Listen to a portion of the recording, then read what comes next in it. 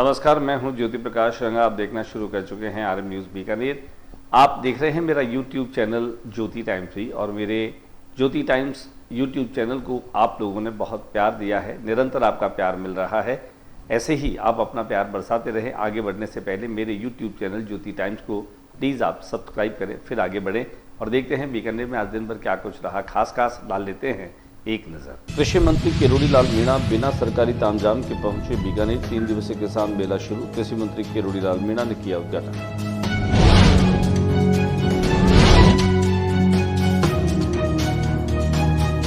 Bikaner Bharatiya Janata party शहर जिलाध्यक्ष देहात जिलाध्यक्ष की अध्यक्षता में बीकानेर संभाग कार्यालय मंगलवार को मुख्यमंत्री भजनलाल शर्मा के आगमन से पूर्व तैयारी।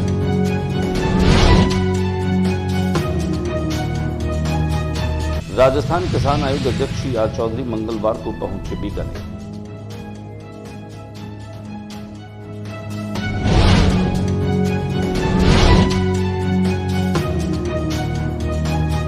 बीकानेर एसीबी के हत्या चढ़ा भ्रष्ट लिपिक 20,000 रुपए की रिश्वत देते एसीबी ने रंगे हाथों पकड़ा।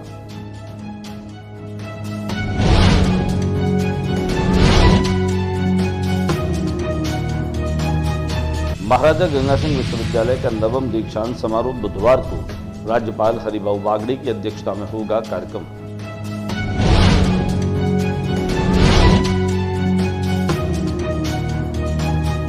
गंगा रेजिडेंसी में रह रहे लोगों के साथ हो रही धोखाधड़ी। 4 दिन के बाद भी नहीं मिली सुविधाएं।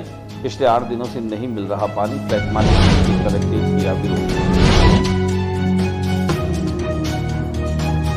राजपूत कर्मी सेना ने जिला कलेक्टर कार्यालय के सामने सपा सांसद का पुतला फूंका।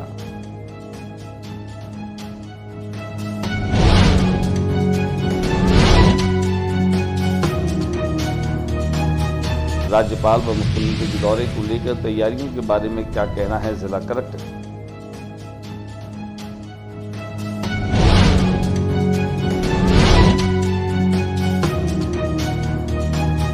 मुख्यमंत्री का बीकानेर दौरा। भाजपा पदाधिकारियों ने लिया सभा स्थल का जायजा।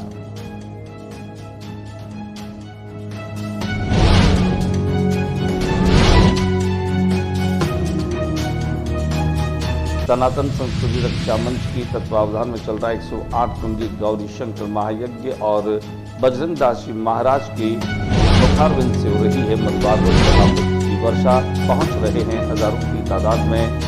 और अब खबरें विस्तार से। कृषि मंत्री किरोड़ीलाल मीणा बिना किसी सरकारी तामझाम के बीकानेर में पहुंचे। आज उन्होंने किसान मेले का उद्घाटन किया। 3 दिवसीय किसान मेला जो है उनके उद्घाटन के साथ ही शुरू हो गया।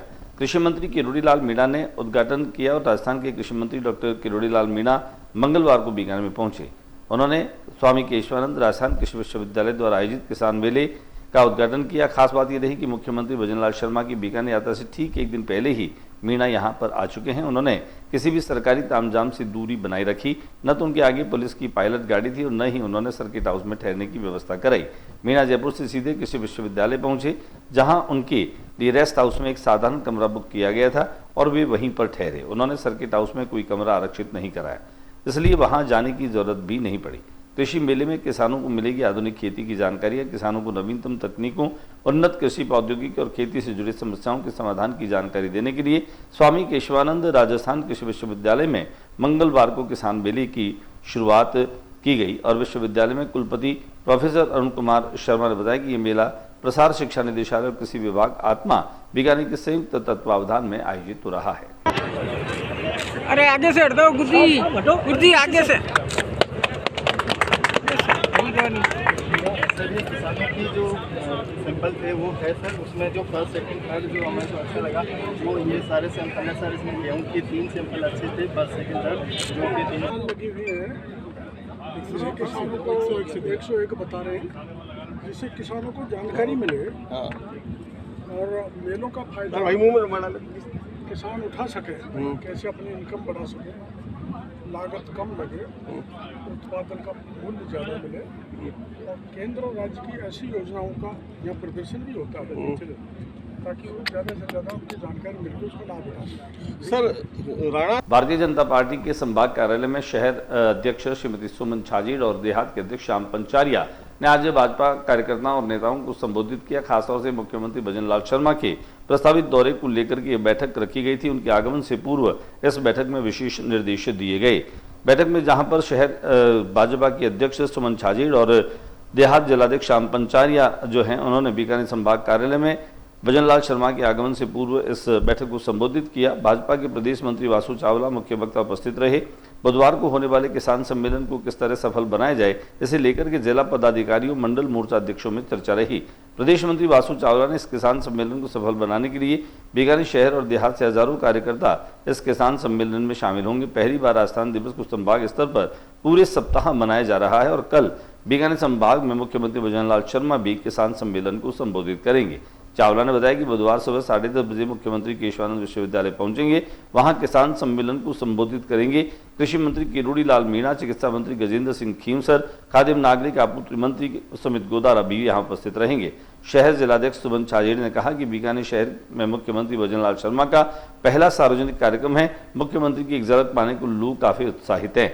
बीकानेर की जनता पलक पावड़े बिछाकर मुख्यमंत्री भजनलाल शर्मा का इंतजार कर रही है। राजस्थान किसान आयोग के अध्यक्ष CR चौधरी मंगलवार को बीकानेर में पहुंचे। किसान आयोग के अध्यक्ष और पूर्व केंद्रीय राज्य मंत्री CR चौधरी मंगलवार को बीकानेर में पहुंचे।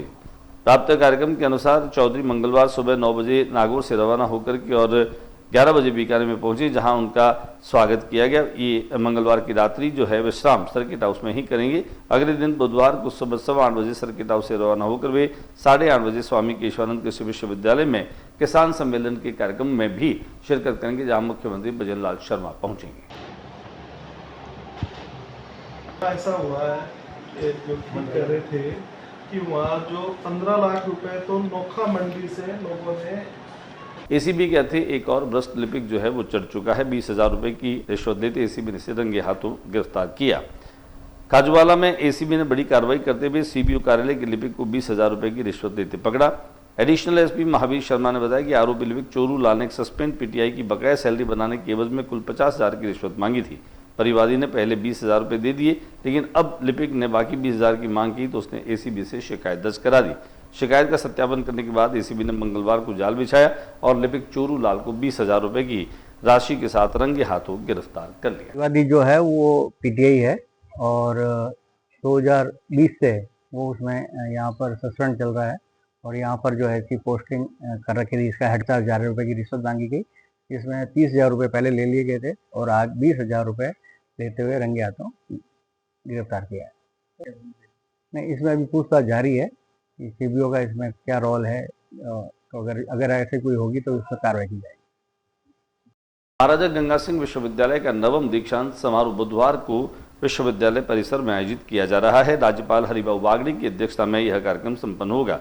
महाराजा गंगा सिंह विश्वविद्यालय का 9वां दीक्षांत समारोह सुबह 10 बजे विश्वविद्यालय के संत बीनाबाई सभागार में आयोजित किया जा रहा है। इस समारोह की अध्यक्षता विश्वविद्यालय के कुलाधिपति एवं राज्यपाल हरिभाऊ बागड़े करेंगे। विशिष्ट अतिथि के रूप में ऑर्गेनाइजर के संपादक प्रफुल्ल केतकर शिरकत करेंगे। विश्वविद्यालय के कुलपति आचार्य मनोज दीक्षित ने बताया कि दीक्षांत समारोह में परीक्षा वर्ष 2022-23 के अंतिम वर्षों में सफलतम विद्यार्थियों को उपाधियों, पदक तथा 1 जनवरी 2022 से 31 दिसंबर 2023 की अवधि में शोध कार्य संपन्न कर चुके अभ्यर्थियों को विद्या वाचस्पति की उपाधि भी प्रदान की जाएगी। हमने दूसरे पेज पर हालांकि केवल रिकॉर्ड के लिए आपको ये एक व्यंगम तस्वीर दी है कि अपना से लेकर आपका 14,72,688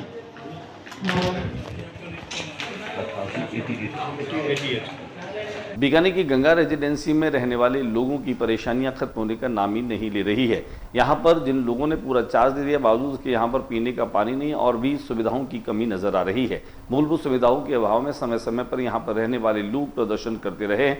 आज भी यहां गंगा रेजिडेंसी में रहने वाले लोगों ने जिला कलेक्ट्रेट पहुंच करके प्रदर्शन किया और एक ज्ञापन भी दिया।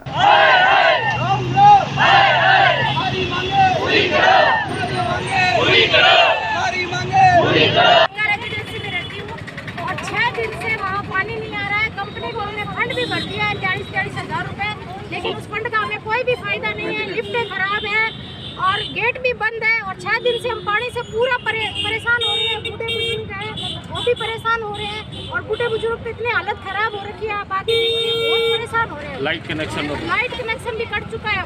लाइट भी नहीं है और परेशान बहुत सारा, छोटे छोटे बच्चे हैं और बूढ़े बुजुर्ग हैं, महिलाएं, जेंट्स सब परेशान है। लाइट बिल उन्होंने भरा नहीं है, 3-4 लाख। राणा सांगा पर की गई टिप्पणी के विरोध में सर्व समाज के लोगों ने सपा के सांसद का कलेक्ट्रेट के आगे पुतला फूंक करके विरोध प्रदर्शन किया। सपा सांसद रामजी लाल सुमन के विवादित बयान को लेकर राजपूत करनी सेना ने जिला कलेक्टर कार्यालय के सामने सपा सांसद का पुतला फूंक कर विरोध दर्ज कराया। राजपूत करनी सेना के जिलाध्यक्ष कर्ण प्रताप सिंह सिसोदिया की अगुवाई में कार्यकर्ताओं ने जिला कलेक्टर कार्यालय का चक्कर लगाकर प्रदर्शन किया और सपा के सांसद का पुतला फूंक करके उसके खिलाफ रोष प्रकट किया।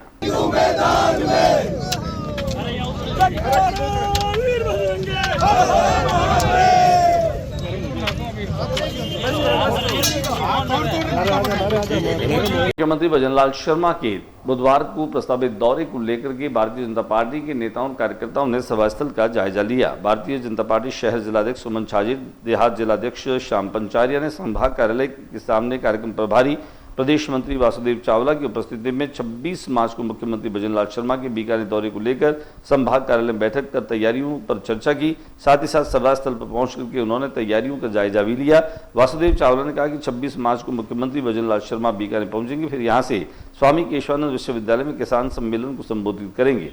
पूर्व जिलाध्यक्ष विजय आचार्य, जिला महामंत्री मोहन सोराना, श्याम सुंदर चौधरी, नरेश नायक, जिला मंत्री मनीष सोनी, कौशल शर्मा, चंद्रमोहन जोशी, जेठमल नाहटा, भवानी पाईवाल, गजेंद्र भाटी, विमल पारिक ने सभा स्थल का भी जायजा लिया। बीकानेर के जंगलेश्वर महादेव मंदिर प्रांगण में इन दिनों 108 कुंडीय गौरीशंकर महायज्ञ चल रहा है। उनके साथ ही मद्भागवत कथा महायज्ञ भी चल रहा है। मद्भागवत कथा का वाचन श्री बालाजी सेवाधाम के महंत और महामंडलेश्वर भजनदास जी महाराज कर रहे हैं।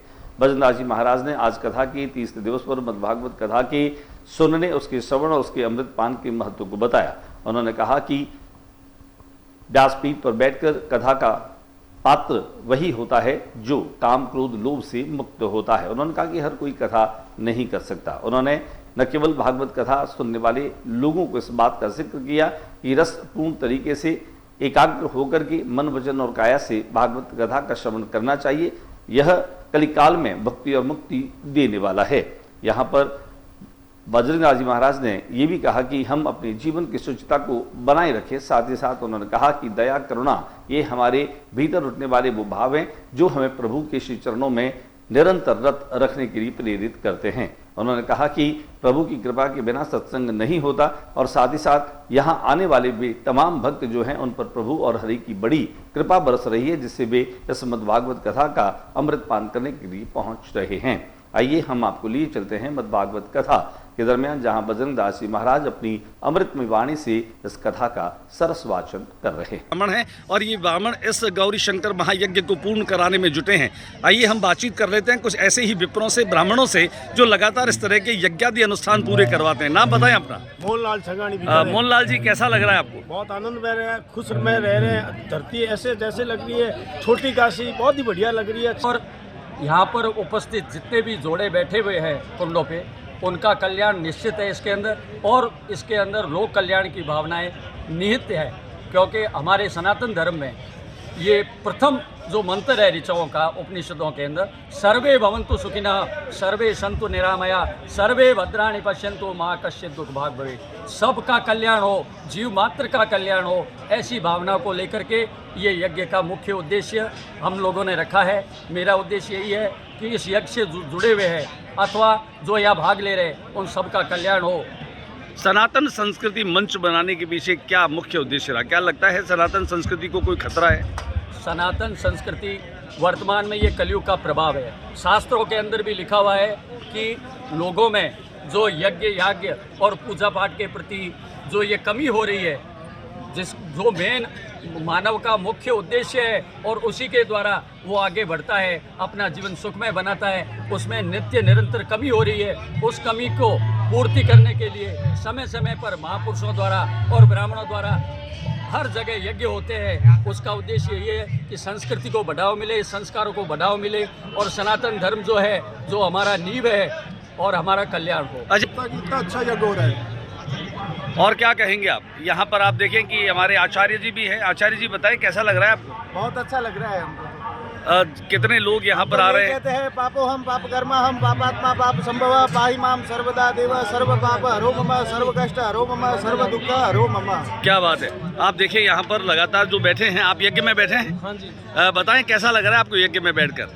हमें ऐसा अनुभव हो रहा है कि हम फर्स्ट बार बैठे हैं, पहली बार बैठे से हैं।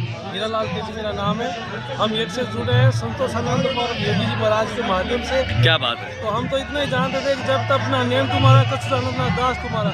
आज जो विधि विधान से तो है यज्ञ में हम बैठे, आज हम गर्व महसूस कर रहे हैं। और सच्चिदानंद संतोषानंद जी महाराज से मिलकर हमें ये पता चला है कि इसी युग में राम और श्री कृष्ण अवतार का वो जो बीड़ा लेकर चल रहे हैं और हर सनातन धर्म वालों को सनातन से जोड़ रहे हैं। जैसे वाल्मीकि समाज है, यहाँ पर वो जोड़े भी हैं जो यज्ञ में बैठे हैं और कहते हैं सपत्नीक यज्ञ किया जाए तो वह यज्ञ पूर्ण होता है। कैसा लग रहा है आपको? बहुत अच्छा लग रहा है। क्या नाम है आपका? अच्छा, ये बताएं कि कैसे पता चला आपको कि यहाँ पर यज्ञ हो रहा है और आपको बैठना है? जेठूते ने बताया। अब यहाँ पर 3 दिन हो गए, लगातार बैठेंगे 29 तारीख तक? बैठने का मन तो है। नोखा सीलवा के नरसी कोलरिया के निवास नरसिंहवेला पर भी द्वारका शारदा पीठाधीश सदानंद महाराज जो हैं वो वहां पर पहुंचे। सदानंद महाराज के पहुंचने के साथ ही नरसिंहवेला में उनका भव्य स्वागत किया गया। इस कार्यक्रम के दरमियान कोलरिया परिवार के सभी मौजूद लोग वहां मौजूद थे। क्षमाराम जी महाराज की मौजूदगी के साथ जहां द्वारका शारदा पीठाधीश्वर शंकराचार्य सदानंद सरस्वती महाराज के इस भव्य सम्मान और स्वागत के साथ ही सनातन संस्कृति और उसके मूल्यों के संरक्षण को प्रतिबद्ध कोलरिया परिवार नजर आया। कुल मिलाकर के यहाँ इस कार्यक्रम के दरमियान न केवल सत्संग का आयोजन किया गया बल्कि यहाँ पर शंकराचार्य सदानंद सरस्वती महाराज ने कहा कि नरसी परिवार जो है उस पर सनातन संस्कृति और संस्कार जो है वो निरंतर प्रवाहित हो रहे हैं। ये ईश्वरीय अनुकंपा और उनके माता पिता का विशेष आशीर्वाद है। साथ ही साथ उन्होंने उनकी इस सोच के प्रति न केवल सराहना की बल्कि उन्होंने कहा कि भारतवर्ष में रहने वाले हर व्यक्ति को सनातन संस्कारों में और संस्कृति में आस्था रखने वाला होना चाहिए। उन्होंने कहा कि सनातन धर्म और संस्कृति की रक्षा करने के लिए कोलरिया परिवार समर्पित है और उन्हें आशीर्वाद भी दिया। दिखाते हैं हम आपको नरसिंहवेला में आज के सत्संग प्रवचन की कुछ झलकियां, कुछ तस्वीरें। आज के बुलेटिन में बस इतना ही। अगले बुलेटिन में नई गतिविधियों के साथ इस समय इसी चैनल पर फिर मुलाकात होगी। न्यूज रूम से ज्योति दंगा को इजाजत दीजिए, लेकिन जाने से पहले जो प्यार, जो दुलार आप मेरे ज्योति टाइम्स यूट्यूब को दे रहे हैं वो बरसाते जाइए। एक बार अगर आपने ज्योति टाइम्स को सब्सक्राइब नहीं किया है तो प्लीज़ इसे सब्सक्राइब कर दीजिए और अपना समर्थन, अपना प्यार मुझ तक भेज दीजिए। नमस्कार।